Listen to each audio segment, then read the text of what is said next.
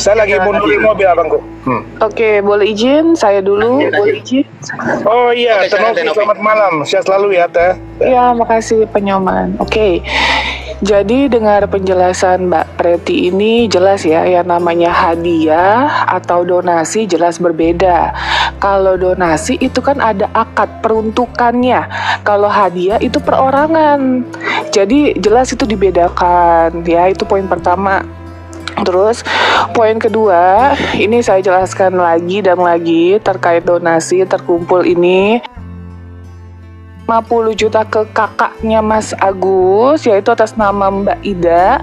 Terus kurang lebih 90 juta sekian itu ke atas nama Miftahul Jannah atau Via ya, saudara dari istrinya Mas Agus. Nah, setelah itu kan kita menanyakan nih mutasi dari perorangannya seperti apa, karena kan dari 1,5 miliar itu uang yang terpakai untuk pengobatan hanya 915.000 ya. Dari 1,5 kurang lebih yang dipakai hanya 915.000. Sedangkan pada saat akad pertama open donasi adalah untuk pengobatan. Dicatat ya, untuk pengobatan, bukan untuk bayar utang, bukan untuk biaya kehidupan. Untuk pengobatan adalah poin utama. Nah, kalau misalnya Mbak Preti menanyakan tentang kenapa nggak laporin uang, kenapa nggak, tujuan utama kita ngebantu orang bukan ngelaporin orang. Kalau emang dari awal tujuan utama kita ngelaporin orang, udah dari awal kita laporin. Karena apa? Karena pada saat kita minta rincian 90 juta sekian itu, yang awalnya bilang untuk utang bayar rumah, tapi ternyata utang bayar rumahnya itu hanya sebesar 35 juta rupiah. Ya, 35 juta. Sisanya untuk apa? Untuk bayar Shopee, untuk beli pembayaran TikTok, terus Tokopedia.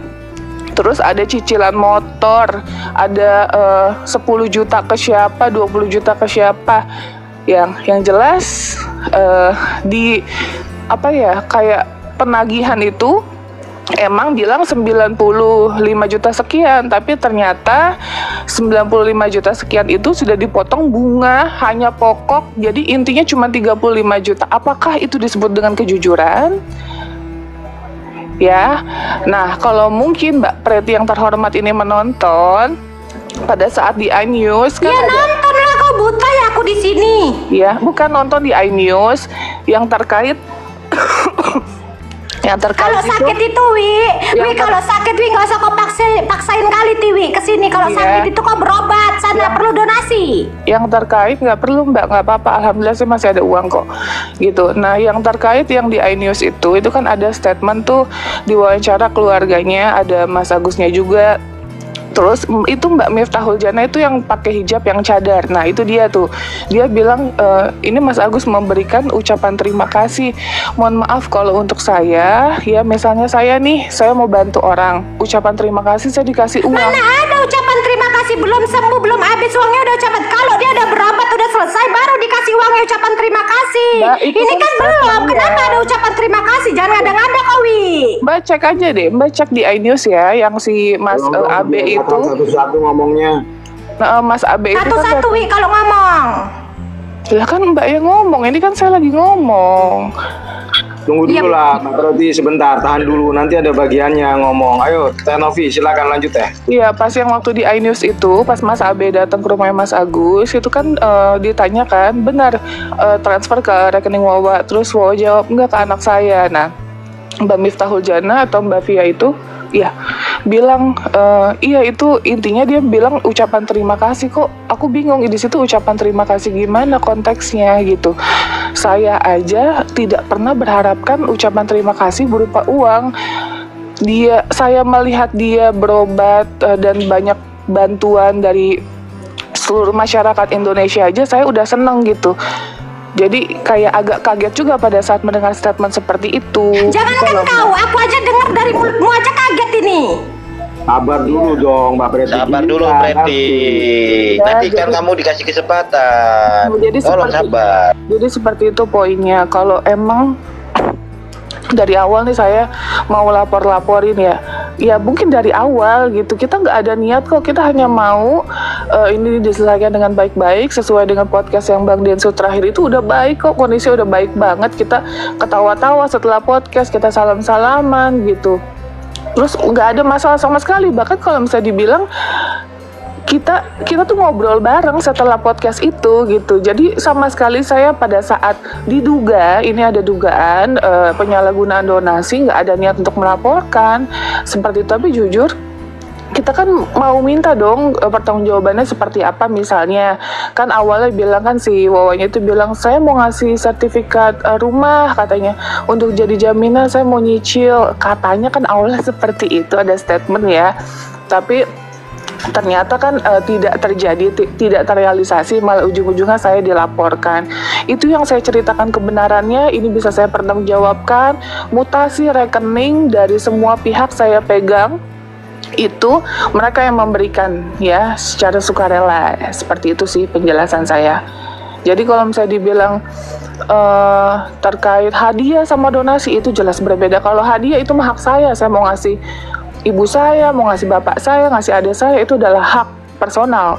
Tapi ini donasi, masyarakat yang menyumbang itu, dan saya menjaga amanah, saya menjaga nama baik yayasan, dan pertanggungjawabannya bukan cuma dunia tapi akhirat gitu ya Mbak ya. Itu penjelasan dari saya, terima kasih.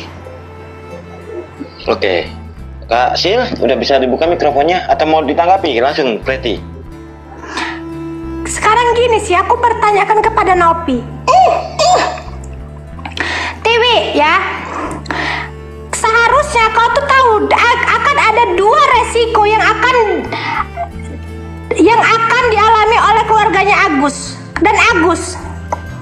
Yang pertama, kalau kau meng-up penyalahgunaan itu dan kau menyatakan penyalahgunaan apa sih anjing lah, itu penyalahgunaan itu ya, itu Agus bisa dilaporkan oleh donatur ya. Yang kedua, efek yang akan dialami oleh keluarga Agus ialah sanksi sosial. Biar kau tahu, ada dua yang akan dihadapi oleh keluarga Agus. Yang pertama sanksi sosial, yang kedua akan dilaporkan oleh donatur. Syukur donatur nggak melaporkan dia ataupun melaporkan Wawanya. Jadi kau, kalau memang niat kau tuh memang tidak mau membahas apapun, sudah nggak akan mau melaporkan, kenapa kau up ke publik terkait penyalahgunaan? Yang pertama, dia akan kena sanksi sosial. Kau tuh hanya berkewajiban untuk melaporkan ke Dinsos, bukan ke publik, tentang penyalahgunaan itu. Sanksi sosial inilah yang membuat kau dilaporkan oleh pihak Agus.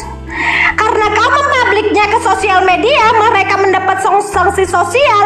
Sanksi sosial inilah efek yang mereka alami yang membuat kau dilaporkan. Biar kau tahu. Oke, sebenarnya sudah. Kau juga salah. Harusnya kau membuat itu ke Dinsos saja. Kau laporkan itu ke Dinsos. Oke. Sudah belum? Berarti. Sudah belum? Jangan, kalau belum silakan. Sudah, memang TV ini nggak ada tanya. Udah alis nggak simetris kau. Lanjut host. Oke, udah. Emang, Oke, tahan ya. Emang saya nggak sempurna ya. Kak Novi mau ditanggapi oleh Kak Novi sendiri atau aku nggak apa-apa. Kak Sil atau Bang Nyoman? Bisa kok. Oke. Silakan. Oke, yang pertama saya mau ngomong Mbak Preti yang cantik, saya hanya manusia yang nggak sempurna. Emang namanya kan manusia nggak ada yang sempurna ya. Mbak mau cari celah fisik saya akuin saya nggak cantik kayak Mbak gitu ya. Nangis kau, digituin nangis, lemah kali kau, memang iya. Oke, sudah ya. Nah, penjelasannya pada saat saya meng-up di media ya, yang pertama kan banyak tuh dari donatur ngechat saya di media sosial, yaitu di Instagram saya terkait donasi itu prosesnya sampai mana, sudah dioperasi atau belum gitu kan. Itu menjadi pertanggungjawaban kita dong gitu ya. Itu yang pertama. Pertanggungjawabanmu tuh di Dinsos, Wi. Apa kau ini merasa benar aja dari tadi dibilang. Kamu gimana sih, kan katanya saya duluan, nanti kamu baru ngomong lagi. Kamu udah dijelaskan dulu, Preti gantian Preti ya. Oke, diam dulu. Masih tahan. Oke. Untuk penjelasannya ya, pada saat kita membuat video itu sudah jelas ada tanda tangan dari pihak keluarga terkait dengan izin tayang di media sosial, entah mungkin di YouTube, entah mungkin di Instagram dan lain-lain. Itu kita ada buktinya, tanda tangan. Nah, terus pada saat saya meng-up di media itu kenapa? Pasti orang bertanya-tanya kenapa? Karena saya tidak mendapatkan itikat baik dari pihak keluarga. Pada saat saya meng-up itu saya sampai begging, saya sampai memohon terkait rincian ini berapa sebenarnya, karena saya jujur ditutupi. Yang pertama dibilang 500, terus kekeh dibilang 500. Pada saat saya minta mutasi barulah terbuka di 14 sekian 1,5an, dan itu pun ada permintaan maaf dari Mas Agus. Saya rekam pada saat pagi-pagi itu dia menjelaskan bersama Mbak Elmi 6:30 pagi, saya ingat banget. Nah, terus saya meminta rincian tersebut, Mas udah dipakai untuk apa gitu, boleh nggak kita minta mutasinya gitu, karena kan ini pertanggungjawaban kita, berapa yang sudah keluar untuk pengobatan dan lain-lain kan. Soalnya pada saat di video saya si Mas Agus itu kan selalu bilang untuk mengeluhkan terkait BPJS yang prosesnya lama. Itu menurut informasi dari beliau ya. Jadi saya mikir gini, loh alhamdulillah nih kalau dapat uang donasi yang cukup besar, kan bisa untuk pengobatannya lebih cepat. Kita bisa langsung melakukan tindakan yang harus dilakukan, mulai operasi kelopak mata, terus kan bola mata kiri kalau udah tidak bisa dipertahankan ya itu diperbaiki, terus syaraf-syarafnya dan lain-lain. Itu banyak hal yang harus kita lakukan, termasuk pembersihan air keras yang sudah menyerap ke dalam matanya beliau. Nah, tapi posisinya ya pada saat itu sekali lagi kita tekankan, kita jadi merasa ditutupi dan mereka jadi merasa menghindar. Sampai harusnya saya merasa ini harus kita up. Gitu. Kalau mungkin misalnya keluarga komunikasinya baik, jujur, transparan, tidak ada yang ditutupi, maksudnya kita berhubungan baik lah seperti sedia kala, nggak akan mungkin saya seperti ini. Nggak akan mungkin, pasti penyelesaian ya sudah selesai gitu loh. Ini saya nggak ada respon baik,